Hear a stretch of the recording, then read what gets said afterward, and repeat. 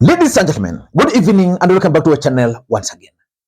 One thing is now clear, politically speaking, in the Republic of Kenya, that Babu Owino and Ndindi Nyoro are men on a mission. What is not very clear yet is the mission they want to pursue. But I can tell you for sure that Babu Owino is trying to pursue his political interest away from Raila Odinga. The question is, can he succeed? Ndindi Nyoro is also trying to pursue his political interest away from William Samoei Arap Ruto's shadows. And the question is, will he succeed? In this video, I want us to interrogate one question. Can the combination of Babu Owino and Ndindi Nyoro defeat William Ruto in 2027? Because for those who have been following the politics of the Republic of Kenya, Babu Owino and Ndindi Nyoro did not vote on the finance bill. That finance bill was rejected by the young people, the Gen Zs. During Rigathi Gachagwa's impeachment, the two gentlemen never participated. That impeachment of Rigathi Gachagua, in my view, was so dear to William Ruto that there is no way he can actually forgive Ndindi Nyoro. Ndindi Nyoro decided in his own wisdom to boycott it.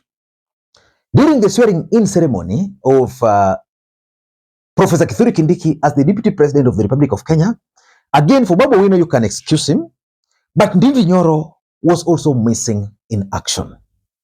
Which begs the question, what are they two up to? What is their game plan for 2027? Because their game plan is totally off the game plan of Raila Odinga and William Samoei Arap Ruto.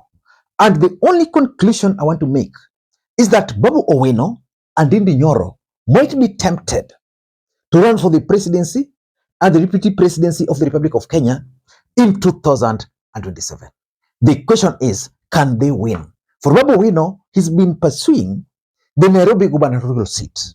So far, all opinion polls are showing that Babu Owino is actually ahead. Today, Babu Owino made an interesting post on his official Facebook and Twitter handles. And that tweet has caused serious political storm within the political circles in the Republic of Kenya, particularly in ODM party. This is what Babu Owino posted. And in that post, he accompanied it with this photo of him and Ndindi Nyoro, which means Babu Owino was actually sending a message to Kenyans. First of all, let us go through that particular post. He quoted Ephesians chapter 4. It says, "Put off the old man and put on the new man."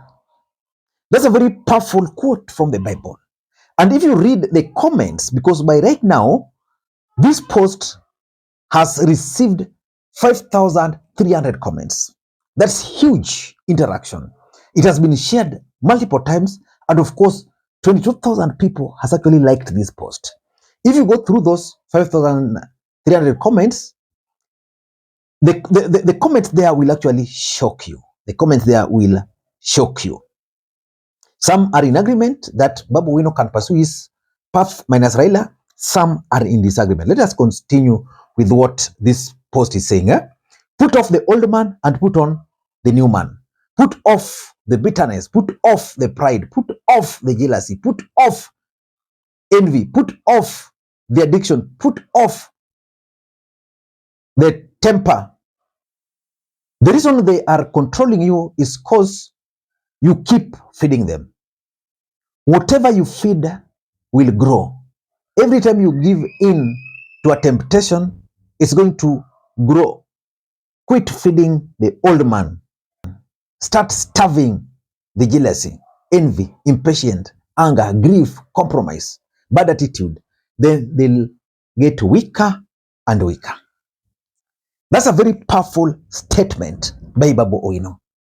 And from that statement, I want to talk about the possibility of Babu Owino and Ndindi Nyoro pairing in 2027. But before you do that, in case you're watching this channel for the first time, please take a second or two, click the subscribe button so that next time we produce a video like this, YouTube will automatically notify you. And to the subscribers, I want to continue thanking you guys for your continued support. Because without that support, this channel cannot be where it is. Ladies and gentlemen, without any further ado, allow me to dive in. But again, before I dive in, allow me to take this opportunity to thank the following people. You are seeing their names on the screen there for the coffee which they sent to me earlier today. It goes a long way in supporting this channel. You can also do the same using the numbers you are seeing on your screen. A cup of coffee like this one only goes for 200 shillings, but this is tea, by the way, only goes for 200 shillings, but you can always do more. Ladies and gentlemen, I'm waiting for you to behave. Let us dive in. I was engaging in some discussion with a friend about the combination of Babu Owino and that of Ndindi Nyoro. And the agreement is that that ticket can easily defeat William Ruto in 2027. But there's a challenge to that ticket. Currently, something is developing in the Republic of Kenya, which all of us should actually say no to. Someone somewhere is trying to plant seeds of discord between the Kikuyus and the Luos, especially after the impeachment or over the impeachment of Rigathi Gachagua, which they're blaming on Raila Odinga. And sometimes I fail to understand how Raila Odinga can be blamed on the impeachment of Rigathi Gachagua when, for example, the member of parliament for Madeira voted to impeach Rigathi Gachagua. The senator for Madeira voted to impeach Rigathi Gachagua. None other than the wife to the Madeira member of parliament voted. And of course, politically speaking, what was your expectation? Do you expect Raila Odinga, for example, to save Rigathi? If anything, even if an impeachment motion against Ruto were to be brought to parliament today, I can assure you, the best move for Raila Odinga would be to vote to impeach Ruto out of office, because that's all politics. In fact, I agree with Caleb Amisi before we proceed. Sasa tunataka wakati tumetoa mmoja wake, mimi ni mmoja ambaye tulipiga kura ya yes ili Gachagua aende nyumbani. Sasa wale walikuwa wanakataa ati tusipige kura ya yes, ndio huyu alipiga, ndio huyu mmoja wao, ndio huyu amefika. Mimi niliuliza baba, sasa tunaenda kufanya vita za wengine? Sisi tulikuwa nataka hao wote waende nyumbani, wewe unatutuma kuenda kuingilia kwa vita za wengine? Baba akasema kama mlikuwa mnataka wote waende nyumbani na mmoja ndio huyu amejitokeza, simfukuza huyu kwanza rais, alafu tuandamane na huyu mwingine, kwa sababu wakiwa pamoja sio rahisi kuwapeleka, si ndio? Sasa tumetafuta mmoja tumepeleka, huyu mwingine achunge bwana, amebaki bila nguo, kila kitu, achunge sana.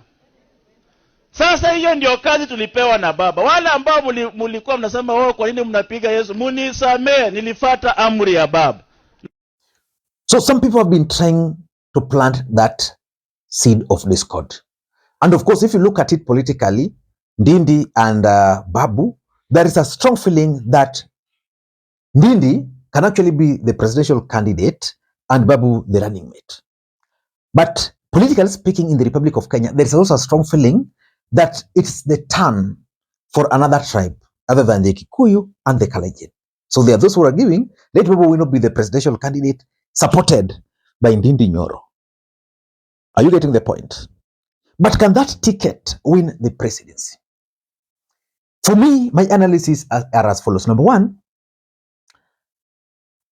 it will depend on how the young voters in the Republic of Kenya will vote in 2027. Because in this country, the young voters are normally good for politics, they go to rallies, but in most cases, they never vote. In fact, the reason why the Gen Zs shocked Kenyans was because most Kenyans assumed that they were not aware politically speaking. But they shocked everybody, which means if they can organize themselves, rally around Babu Owino and Ndindi Nyoro, they can easily challenge William Ruto and give him a run for his money. The truth of the matter is that Ndindi and Babu are doing whatever they're doing because they want to inherit the agencies, even if not for 2027, maybe for 2032. For Babu Owino, the question is, can he go against Raila Odinga and succeed, especially in Nyanza? That's the first question. Because for Ndindi Nyoro, I think the mountain has drifted away from William Ruto. So it will be upon the way how he's playing his politics down there. That's number one. Number two, the rage against Kenya Kwanza. You see, Kenyans are currently very bitter with Kenya Kwanza because William Ruto overpromised, he's not delivering. The abductions which we are witnessing in the Republic of Kenya, as much as Kenyans are not expressing it through protest, but I can tell you the anger in the hearts of Kenyans over those abductions is on another level. In fact, if I were close to William Ruto, I'd whisper to him to ensure that no abductions takes place. Because yesterday, for example, there was some, I don't know whether it was boiled human bones somewhere of a female dropped around Langata Cemetery. Since that had never happened in the Republic of Kenya. And you see, even the way the agencies their protests were quelled is something which they're not happy about. The fact that they don't have money, most of them, their parents have retired, they've been depending on their parents. So the rage against Kenya Kwanza is very high at the moment. So if that rage can be sustained, I don't know how I don't know how Ndindi Nyoro and, for example, Babu Owino can sustain that rage. If the rage against Kenya Kwanza can be sustained until 2027, then I can tell you they can easily defeat William Ruto. But William Ruto is also not sleeping. He's consuming intelligence reports every day. And the intelligence is telling him the youth are not happy with this. Kenyans are not happy with this. He's trying to change them. For example, on the issue of taxation, the issue of development, you never know what he's going to do between now and by the time Kenyans will be going to the elections. So for me, if they can sustain that rage, then they'll be home and dry. But if William Ruto can change the tide so that Kenyans can start feeling, okay, this guy may make a tax, but these taxes really, they are working for us, then that will be a different story. Number three is the options available. You see, sometimes it reaches a point where you make very tough choices. There's going to be William Ruto, probably with Kindiki. There is going to be Kalonzo with Eugene Wamalwa. Then Babu and Ndindi Nyoro can actually emerge as another ticket. So Kenyans will be provided with those options to pick from. That will be a very easy choice for most Kenyans to make. Very easy choice for Kenyans to make. So if the options will be limited, if there won't be another credible, for example, if Morara Kebaso is going to burn out before the elections, for example, if Omtata will not be on the ballot, if my friend Osoi, who is doing a good job trying to sell his candidature, will not make impact, then Babu Owino and Ndindi Nyoro can actually defeat Ruto. My fourth point is the mountain. In fact, if I were to advise Rigathi Gachagua, I'll advise Rigathi Gachagua to do two things. The first thing I'll advise Rigathi Gachagua is to take a sabbatical or tactical retreat and go under. After going under, wait. But behind the scenes, I'd encourage Rigathi Gachagua to throw his weight behind Ndindi Nyoro.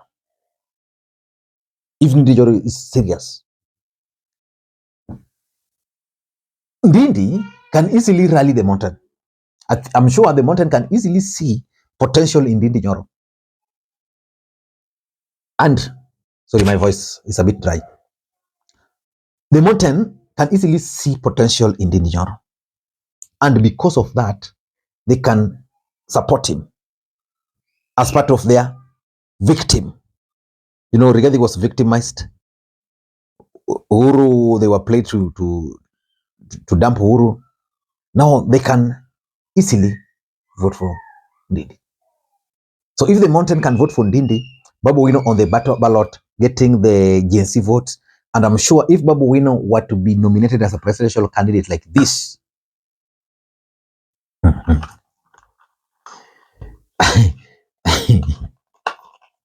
If he's not nominated as a presidential candidate, it's a different ballgame.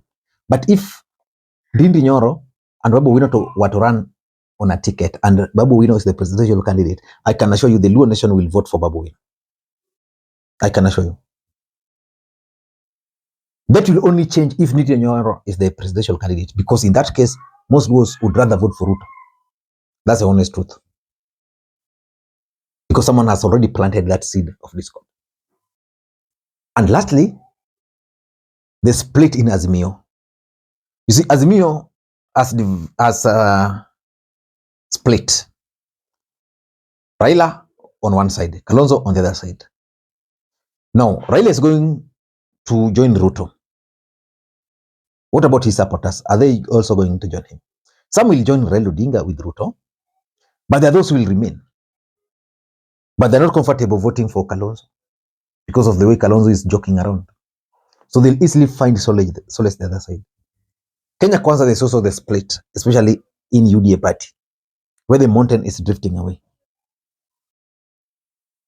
So those who are drifting away from UDA party, where are they going to? Where will they support? So if they'll find Babu Owino and Ndindi Nyoro, in my view, watanguka nayo. Ladies and gentlemen, that's my take. Until next time, this is Lee Makwiny. I'm waiting for you. I'm also waiting for your coffee. Bye-bye.